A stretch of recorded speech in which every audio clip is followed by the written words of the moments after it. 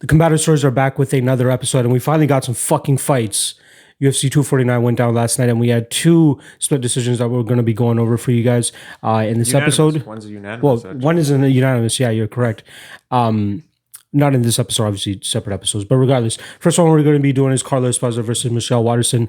On first watch, I believe that Waterson had pulled away with this. I wasn't watching it with the most keen of eye, obviously, because we're baked as fuck as well. Like, yeah, I was. You're trying to. This was the fight I paid the least attention to on the card. You guys were like talking. I'm just trying to like pay attention because I was really interested to see if Waterson, Esparza was going to be able to come out with it. But in my opinion, it looked like Waterson was controlling from what I was watching. The stand up. I thought it came down to round number 1, which is where Esparza got the takedown late. I didn't think she did enough damage from on top. We'll see again once we rewatch this now, but we will be going over rounds 1 and 3, which seem to me most skeptical in terms of the fan scoring. So we got 55% for Waterson in round 1, and then 65% for Esparza in round 3. Round 2, 85% Michelle Waterson. So we're not even going to bother with that one. But yeah, you watched it in passing, so you don't really have too much to comment about it. Nothing. It was just one of those where I was like, oh, it's going to be another boring point fighting decision. It was the least interesting fight for me on the card. This was one of those fights where two judges had it completely flipped. 130-27 one way, 130-27 the other, and then 29-28 for Esparza on the other judge. Although so it seems like 30-27 Esparza's the ridiculous scorecard. If we're to believe round 2 was pretty obvious, then what the fuck is going on there? All right, let's check this out. Esparza gets lucky with these decisions. Although she did get screwed against Marcos, I think. I thought she definitely beat Randa Marcos, and she lost that one. Did she lose to Marcos? Which is such a weird thing on her record, because you would think like, Esparza wins that fight. Are you fucking sure? She lost a split decision to Randa Marcos, bro. It's like one of It was funny because it was like one of Marcos' only wins in her 3 fights. Like in 4 fights, her only win was Esparza. Possible hometown cooking too, because I believe this was the event in Halifax. Damage-wise, I thought it was clear Esparza won. Yeah. Wow. I did that fight completely blank for me. That's like me, Luque and Price, number 1 for me. Like, what? They fought before? Yeah. All right, let's get into this fight. Round number 1. Why did this have to be a split? This is the last fight I wanted to fucking watch, man. I got to rewatch this shit. All right. Has anything happened? No, literally staring at each other, feinting jabs. I guess Waterson gets it because of that one glancing leg kick that she just threw. And she's got center control for whatever the fuck that means. Maybe my mind was just thinking, okay, since it's the stand-up, Waterson's getting the better of this.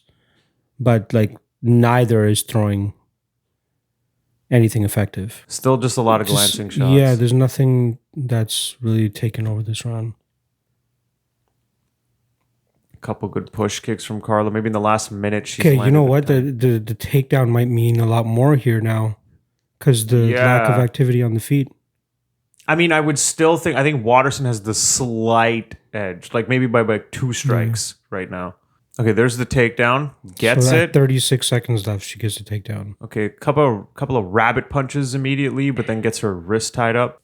I'm actually gonna edge Esparza just because. Yeah, like it wasn't much. But there was some rabbit shots, a little elbow at the end, and the rest of the round was barely Waterson's. Like, I actually think that was enough to take the round. Yeah.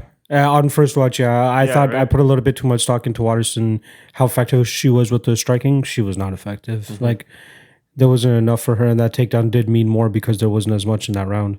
Yeah. So I'm cool with that. So 10-9.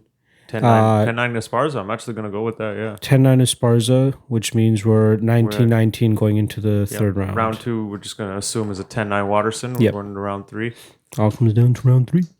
Let's see. So far, it's... Esparza. Pretty clear. Carla round, 2 minutes down.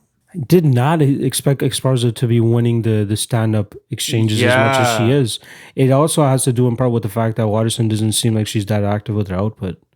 Yep, I think we both called it. I was like, if this stays on the feed, Waterson will probably easily outpoint her, but she gets her down. We'll cover it in Combative Stories, but there are a lot of fights like that on this card where you think that the fighter is going to win a specific way, and we'll talk about it in the other podcast, but goddamn. The way the fight would play out, it's like wrong. Yeah. Look, we're 3.5 minutes in. I think it seems like it's a pretty... Are you trying to write off the rest of this minute and a half? I'm just saying right now it's a pretty clear-cut Esparza round right now. Yeah. I mean, she's not like way ahead, but she's pretty convincingly ahead. In our standards, this would be a prototypical 10-9. Like you beat her. Yeah. You didn't blow her out of the water, but you beat her. Yeah. You're definitely winning, yeah. Yeah. We can definitely tell that you're winning. You're just not, blowing her out of the water. Mm-hmm. This is another reason I love doing this show is because, like, the morning after, you get a little bit more clarity. Yeah. Right? Yeah, when you're watching live, you're like, wait, this is not how I thought this played out at all. Yeah. As much as we want, that's why I don't like do scoring on Twitter as much anymore. Because I'm like, the night of, I'm not there mentally. Mentally, I'm not totally there. There's some fights I'm paying attention. Yeah. And there's others where it's like, I'm just in and out. And Esparza is the one pushing the pace. Nice. Oh, wow, she's flurrying her. Damn, she got countered a couple of times, but also landed a decent amount. Damn, girl. That flurry was terrible. There was garbage technique. Didn't look powerful, but... Yeah. Yeah, round 3 is clear cut. Carla Esparza. Yeah, 29-28 Esparza. Holy shit. I can't believe we actually... We got to that. Yeah. Technically it could come down to that first round because that was actually 54% fan scoring for Waterson. Yes, that was people were putting a little bit more stock into her activity on the feet, but it didn't seem like as much. I'm surprised this round was only a 65% Carlo. Yeah. I would think that it would be closer to an 80 or something because that seemed pretty consistent. Like you're right. You're right. You know what I always find hilarious?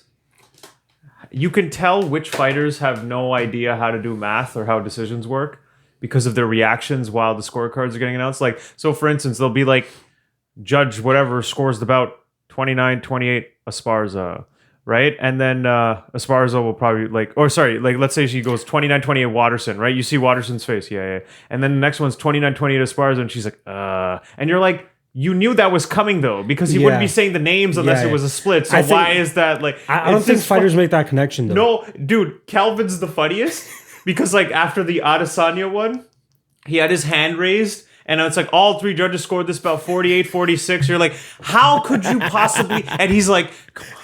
I'm like, dude, do some basic math. This is impossible for you to win if the scores are 48-46. They're probably not thinking that deep at that point in time. Come on. They just Kelvin, got fucked up for 25 minutes. Even regardless of that, we're talking about Kelvin Gastelum. When the fuck is he ever thinking, period, about anything deep? That guy said the dumbest shit. He's thinking about tacos. It's all good. Very skilled, but he's not the smartest guy, definitely. But yeah, it's so funny when they just can't do like basic math. It's like, that's fucking hilarious. I mean, okay, fine. You got to give it to them. They've just been in a fucking war.